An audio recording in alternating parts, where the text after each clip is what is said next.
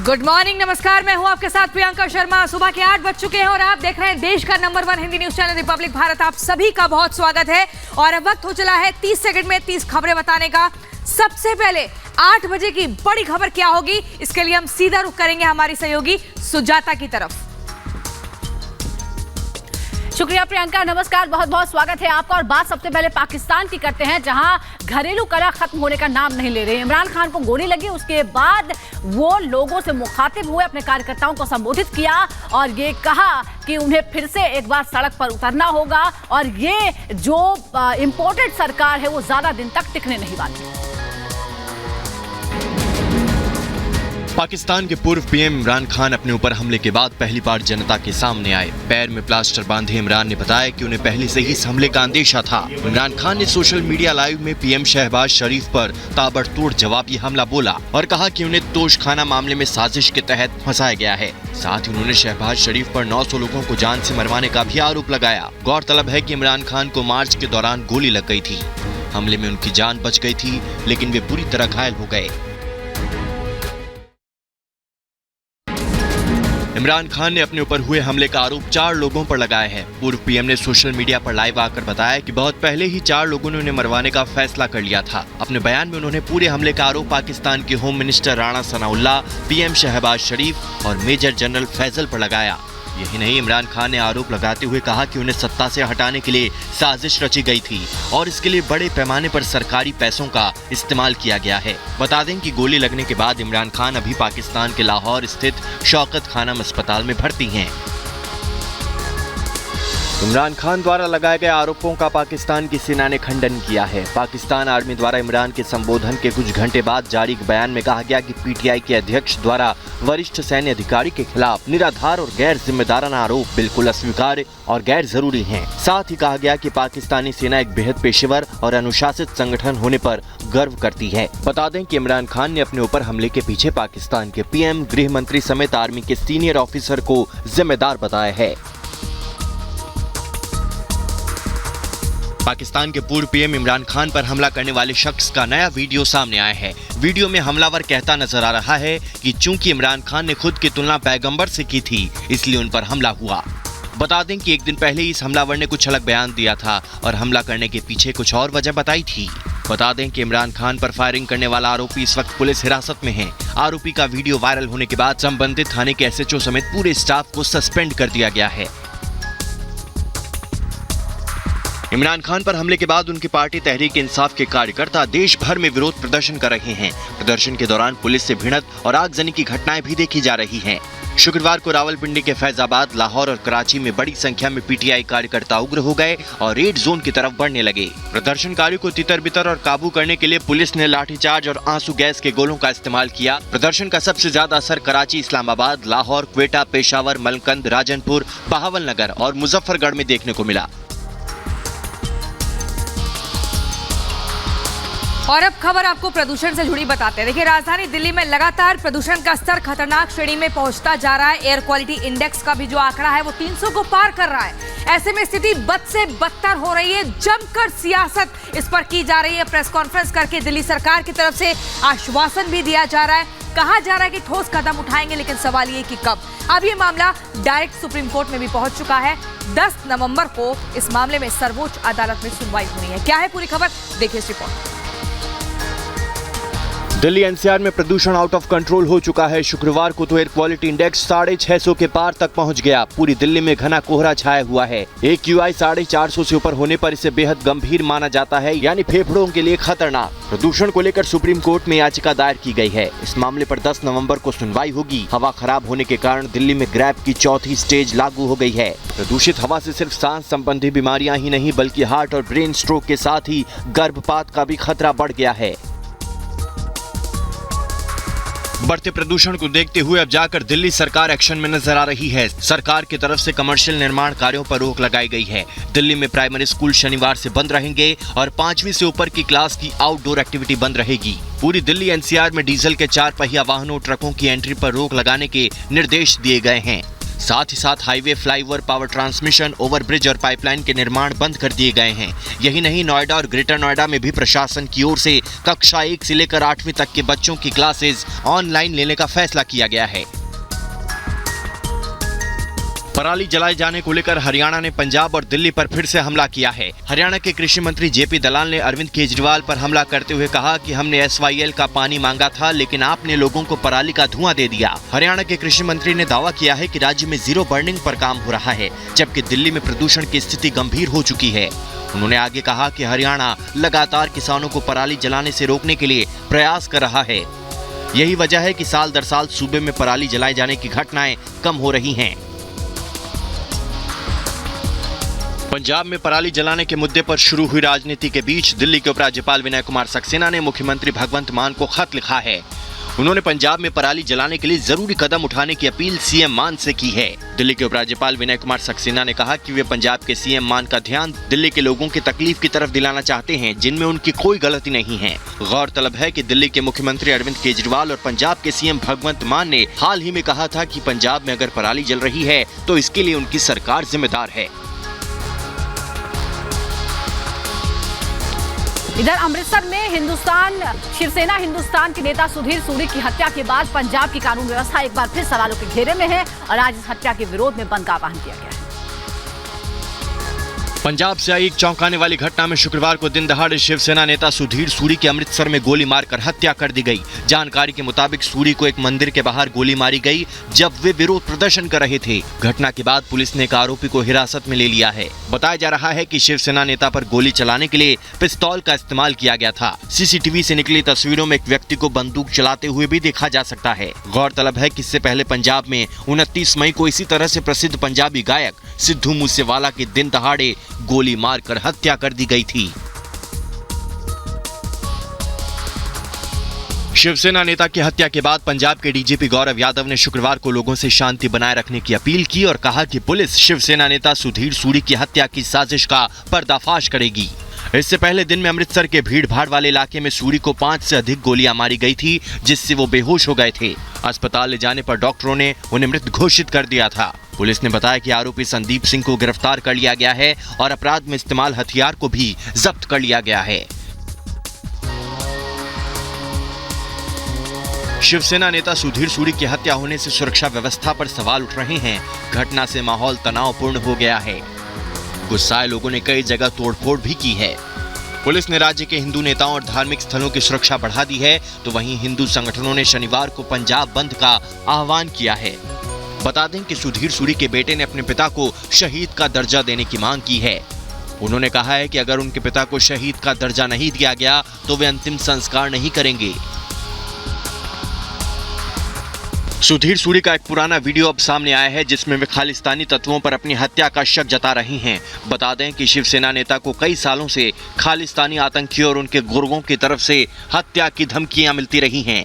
इसको देखते हुए सरकार ने पंजाब पुलिस के सुरक्षा कर्मियों को उनके प्रोटेक्शन में तैनात कर रखा था। अब पिछले कुछ दिनों से फिर शिवसेना नेता सूरी को जान से मारने की धमकियां मिल रही थीं।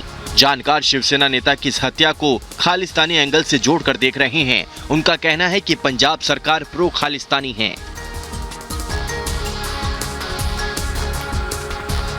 राजधानी दिल्ली में एमसीडी चुनाव की तारीखों का ऐलान हो चुका है। 4 दिसंबर को एमसीडी के 250 वार्डों पर वोट पड़ेंगे। 7 दिसंबर को नतीजे आएंगे, लेकिन कौन किस पर भारी पड़ेगा ये आपको इस रिपोर्ट के जरिए दिखाते हैं।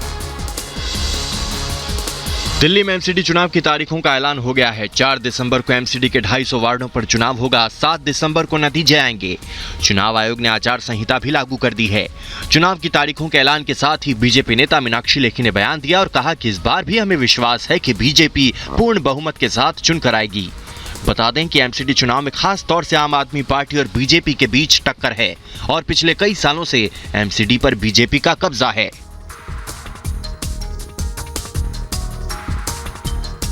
आम आदमी पार्टी ने गुजरात चुनावों के लिए अपने सीएम प्रत्याशी के नाम का ऐलान कर दिया है। सुदान गढ़वी आपके सीएम उम्मीदवार होंगे। क्या रणनीति है इसके पीछे पार्टी की, आइए इस रिपोर्ट में जानते हैं। गुजरात चुनाव में अपनी और अपनी पार्टी की ताकत आजमाने जा रहे आम आदमी पार्टी के प्रमुख अरविंद केजरीवाल ने सीएम प्रत्याशी के नाम का ऐलान कर दिया है। राज्य में ईसूदान गढ़वी पार्टी के सीएम पद के उम्मीदवार होंगे। दिल्ली के बाद पंजाब में जीत का परचम लहरा चुके केजरीवाल को गुजरात चुनाव से भी बड़ी उम्मीद है। आम आदमी पार्टी के सूत्रों के मुताबिक ईसूदान गढ़वी के साथ सीएम उम्मीदवारी की रेस में गोपाल इटालिया का नाम भी शामिल था। बता दें कि चुनाव आयोग ने 2 दिन पहले ही गुजरात चुनाव की तारीखों का ऐलान किया है। राज्य में 2 चरणों में 1 और 5 दिसंबर को मतदान होगा।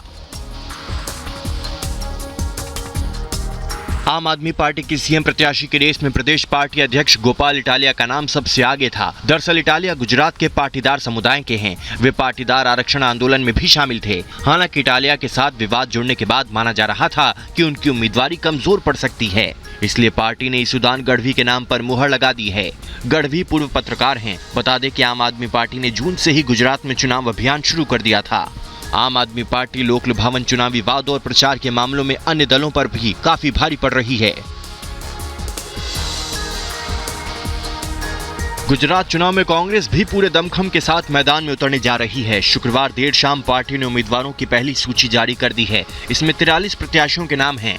कांग्रेस उम्मीदवारों की लिस्ट में चर्चित नामों में पोरबंदर से अर्जुन मोडवाडिया और घटलोडिया से अमी याग्निक को टिकट दिया गया है।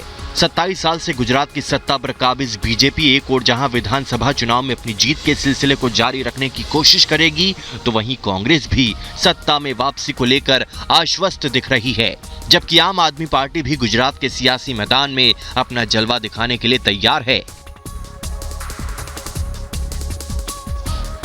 हिमाचल प्रदेश के विधानसभा चुनावों के लिए बीजेपी ने पूरी ताकत झोंक दी है और ऐसे में कांग्रेस भी कोई कोर कसर नहीं छोड़ रही है। ताबड़तोड़ रैलियों को संबोधित किया जा रहा है। पूरी खबर देखिए इस रिपोर्ट में। हिमाचल चुनाव को लेकर बीजेपी ने अपने दिग्गजों को मैदान में उतार दिया है। बीजेपी हर हाल में हिमाचल के रण को फतह करना चाहती है। शुक्रवार को यूपी के सीएम योगी आदित्यनाथ, जेपी नड्डा समेत अनुराग ठाकुर जैसे दिग्गज नेताओं ने प्रदेश में रैलियां की और जनसंपर्क अभियान से जुड़े। वहीं आज खुद पीएम मोदी हिमाचल प्रदेश के दौरे पर रहेंगे। अपने इस दौरे पर पीएम मोदी सुंदरनगर और सोलन में रैली को संबोधित करेंगे। बता दें कि हिमाचल प्रदेश में 12 नवंबर को चुनाव होना है। यही वजह है कि सभी पार्टियां जोर शोर से प्रचार प्रसार में जुट गई हैं। हिमाचल प्रदेश विधानसभा चुनाव 2022 में अपनी जीत सुनिश्चित करने के इरादे से कांग्रेस ने भी अपनी पूरी ताकत झोंक दी है। इसी कड़ी में शुक्रवार को कांग्रेस नेता प्रियंका गांधी वाड्रा ने प्रदेश में एक चुनावी सभा को संबोधित किया। इस दौरान प्रियंका गांधी ने बीजेपी पर जमकर निशाना साधा। इसके साथ ही उन्होंने कहा कि हिमाचल प्रदेश की सत्ता पर कांग्रेस के काबिज होने के साथ ही उनकी पार्टी यहां की 1 लाख युवाओं को नौकरियां देंगी। इसके अलावा पार्टी पुरानी पेंशन योजना को बहाल करेगी और प्रत्येक महिला को 1500 रुपए की वित्तीय सहायता देगी। इधर ऐसा सुशील कुमार के लिए जहां राहत की खबर है, तो वहीं बीजेपी सांसद रीता बहुगुणा की टेंशन कैसे बढ़ गई है, आपको अगली रिपोर्ट में दिखाते हैं। रेसलर सुशील कुमार के लिए एक राहत भरी खबर सामने आई है। सागर धनखड़ हत्याकांड मामले में आरोपी पहलवान सुशील कुमार को रोहिणी कोर्ट से 12 नवंबर तक के लिए अंतरिम जमानत मिल गई है। सुशील कुमार को पत्नी के इलाज के लिए 1 लाख रुपए के निजी मुचलके पर ये जमानत दी गई है। हालांकि सुशील को जमानत देते हुए रोहिणी कोर्ट ने कहा 2 पुलिस के जवान हमेशा उनके साथ सुरक्षा के लिए होंगे। साथ ही कोर्ट ने सुशील कुमार को 10,000 रुपए बतौर सिक्योरिटी जेल सुपरिटेंडेंट को जमा कराने का भी आदेश दिया है। बीजेपी सांसद रीता बहुगुणा जोशी की मुश्किलें बढ़ती हुई नजर आ रही हैं। एमपी एमएलए कोर्ट ने बहुगुणा को चुनाव आचार संहिता के उल्लंघन के मामले में दोषी करार दिया है। कोर्ट ने रीता समेत 5 अन्य लोगों को दोषी ठहराते हुए 6 महीनों तक निगरानी में रहने के आदेश दिए हैं। बीजेपी नेत्री पर आरोप है कि साल 2012 में कांग्रेस प्रत्याशी के रूप में उन्होंने विधानसभा चुनाव के प्रचार का समय समाप्त होने के बाद भी प्रचार करके आचार संहिता का उल्लंघन किया था। ठग सुकेश चंद्रशेखर के आरोपों के बीच तिहाड़ जेल के डीजी संदीप गोयल हटा दिए गए हैं। उन्हें दिल्ली पुलिस हेडक्वार्टर से अटैच किया गया है। महाठग सुकेश ने गोयल पर रिश्वत लेकर सुविधाएं देने का आरोप लगाया था, जिसके बाद अब संदीप गोयल की छुट्टी कर दी गई है। 2 दिन पहले ही महाठग सुकेश चंद्रशेखर ने दिल्ली के मंत्री सत्येंद्र जैन के साथ ही संदीप गोयल पर पैसे लेकर तिहाड़ जेल में सुविधाएं देने के आरोप लगाए थे, जिसके बाद से ही संदीप गोयल पर सवाल खड़े हो रहे थे। यूपी के गाजियाबाद से एक सनसनीखेज तस्वीर सामने आई है, जिसमें एक बाइक को टक्कर मारने के बाद कार ड्राइवर ने बाइक को करीब 1 किलोमीटर तक घसीटा। बताया जा रहा है कि कार ने पहले बाइक सवार को टक्कर मारी, इसके बाद बाइक कार में फंस गई और तेज रफ्तार कार ने 1 किलोमीटर तक बाइक को घसीटा। तस्वीरें गाजियाबाद के इंदिरापुरम की हैं, जहां सड़क पर बाइक सवार को टक्कर मारने के बाद कार चालक गाड़ी के अगले हिस्से में फंसी बाइक को 1 किलोमीटर तक घसीटते हुए ले गया। आंध्र प्रदेश के पूर्व मुख्यमंत्री एन चंद्रबाबू नायडू से जुड़ी बड़ी खबर सामने आई है। नायडू के मुख्य सुरक्षा अधिकारी शुक्रवार को एनटीआर जिले में अज्ञात व्यक्तियों द्वारा उनके काफिले पर पथराव में घायल हो गए। ये घटना तब हुई जब तेलुगु देशम पार्टी के अध्यक्ष शहर में सरकार विरोधी प्रदर्शन के तहत एक रोड शो को संबोधित कर रहे थे। इसी दौरान वहां किसी ने पत्थर फेंक दिया। नायडू के मुख्य सुरक्षा अधिकारी मधु बाबू के चेहरे पर पत्थर लगा, जिसमें वे घायल हो गए। और अब अगली खबर, राष्ट्रपति द्रौपदी मुर्मू का एक वीडियो सामने आया है जिसमें वो डांस करती हुई नजर आ रही हैं। देखिए खबर। भारत की राष्ट्रपति द्रौपदी मुर्मू सिक्किम के दौरे पर हैं। शुक्रवार को राष्ट्रपति मुर्मू ने एक स्थानीय नृत्य मंडली के सदस्यों के साथ डांस किया। उनके साथ सिक्किम के मुख्यमंत्री की पत्नी कृष्णा राय भी मौजूद रहीं। बता दें कि राष्ट्रपति ने गंगटोक में एक स्थानीय नृत्य मंडली के सदस्यों के कार्यक्रम में हिस्सा लिया था। इस दौरान वे डांस करती नजर आईं।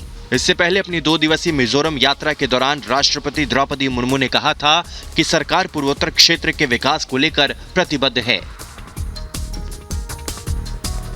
और अगली खबर युद्ध क्षेत्र से है और इस बीच एक बड़ा सवाल उठ रहा है कि क्या यूक्रेन और रशिया के बीच जो युद्ध चल रहा है उसमें पुतिन खुद अपने सैनिकों को मार रहे हैं। हम ऐसा क्यों कह रहे हैं, इस रिपोर्ट में दिखाते हैं।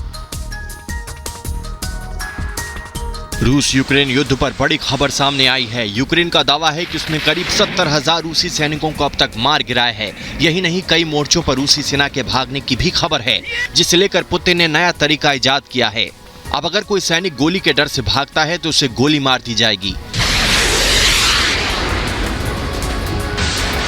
बता दें कि ब्रिटेन की तरफ से ये रिपोर्ट जारी की गई है, जिसे लेकर पुतिन पर सवाल उठने लगे हैं।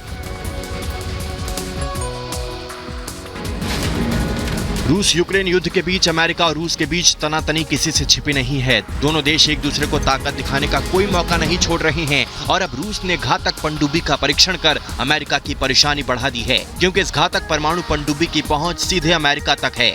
इस नई परमाणु पनडुब्बी से रूस ने विनाशकारी मिसाइल बुलावा का सफल परीक्षण किया है, जिसकी मारक क्षमता 8000 किलोमीटर बताई जा रही है। इस मिसाइल को रूस ने अपनी नई परमाणु पनडुब्बी जेनेलिस्सिमो सुवोरोव से लॉन्च किया है, जो अगले महीने तक रूस की नेवी को मिल जाएगी। रूस यूक्रेन युद्ध में ब्रिटेन की कथित भूमिका को लेकर पुतिन गुस्से में है और अब रूस ने ब्रिटेन के राजदूत को सीधी चेतावनी दे दी है। चेतावनी देते हुए रूस की तरफ से ये कहा गया है कि ब्रिटेन यूक्रेन की फौज को ट्रेनिंग और हथियार न दे, वरना इसके परिणाम घातक हो सकते हैं। पुतिन इससे पहले भी रूस पर हुए कई हमलों में ब्रिटेन का हाथ होने का आरोप लगा चुके हैं और दावा कर रहे हैं कि रूस के पास इसके सबूत भी हैं। Crimea bridge blast, Nord stream और ब्लैक सी में रूसी जंगी जहाजों पर हमले के बाद पुतिन गुस्से में हैं। बेंजामिन नेतन्याहू के सत्ता में आते ही इजराइल में जंग जैसे हालात हो गए हैं। माना जा रहा है कि गाजा पट्टी से फिर से संघर्ष शुरू होने वाला है। ये सवाल इसलिए उठ रहे हैं क्योंकि इजराइल में बेंजामिन नेतन्याहू की सरकार बनने का रास्ता साफ हुआ ही था कि गाजा पट्टी से इजराइल पर 4 रॉकेट से हमला किया गया। हालांकि इससे इजराइल में कोई बड़ा नुकसान नहीं हुआ, लेकिन कहा जा रहा है कि नेतन्याहू के आने के बाद ये संघर्ष और बढ़ सकता है। दरअसल इजराइल की सेना ने गाजा पट्टी से हमलों की पुष्टि की है। 4 रॉकेट दागे जाने का दावा किया गया है। कोरियाई प्रायद्वीप में तनाव चरम पर है। साउथ कोरिया और नॉर्थ कोरिया में अभी तक मिसाइल दागने की होड़ मची थी, लेकिन अब उत्तर कोरिया ने अपने 180 फाइटर जेट साउथ कोरिया की सीमा के पास भेज दिए हैं। लगने लगा है कि जंग छिड़ने में अब ज्यादा देर नहीं है। वहीं दूसरी तरफ दक्षिण कोरिया ने भी अपने 80 फाइटर जेट तुरंत तैनात कर दिए, जिन्होंने उत्तर कोरिया के फाइटर जेट को खदेड़ दिया है। दरअसल नॉर्थ कोरिया के तानाशाह किम जोंग गुस्से में हैं, तो वहीं साउथ कोरिया अमेरिका के साथ मिलकर अपनी ताकत दिखा रहा है।